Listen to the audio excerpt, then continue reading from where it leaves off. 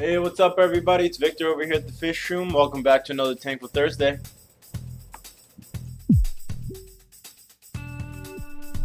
So as you guys can see, the majority of my tanks are all planted tanks, with the exception of a few specialty tanks like my 125 bare bottom Discus tank and the 20 gallons that I have bare bottom for breeding and growing out fish.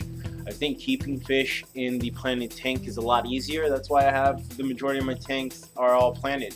And then growing out some fish, and especially Discus, is a lot easier to do bare bottom, so that's why I do that.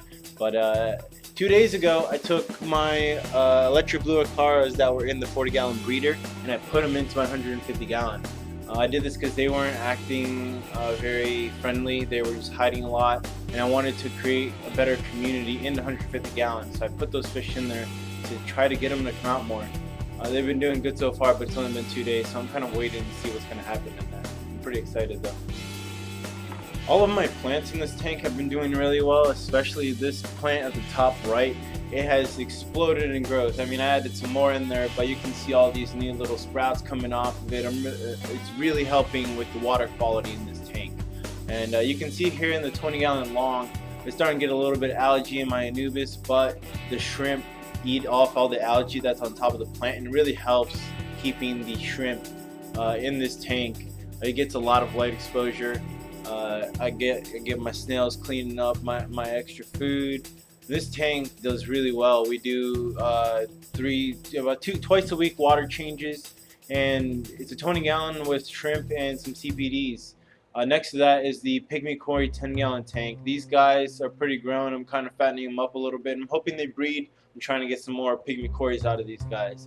That's kind of where I'm trying to go. I keep them in 10-gallon right now. I might have to upgrade later on. I might put them in 33. The Discus, I might have to treat them for something.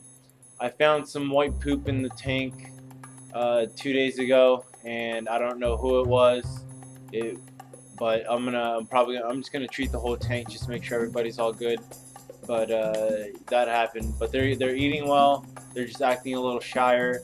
So I'm just gonna make sure everybody's good and just treat everything. Yeah, I mean, what else can you do, right?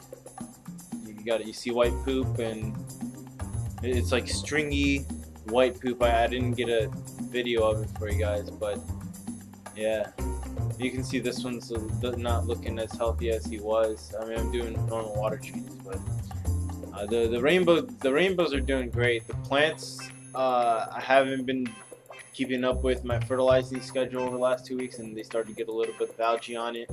But these fish really love this environment of the really densely planted tank. I think it brings out a lot of their color, because when I have them in a bare bottom or not as densely planted, their color doesn't come out as much. Even the females are really brightly colored with this this kind of lighting that I have. It's a full spectrum light LED, and they just look absolutely beautiful. And it's like this all day, from morning to midday to nighttime. The fish are looking constantly beautiful. It's ridiculous. I've never seen or heard about anyone else having, rainbows like this, and they're breeding apparently.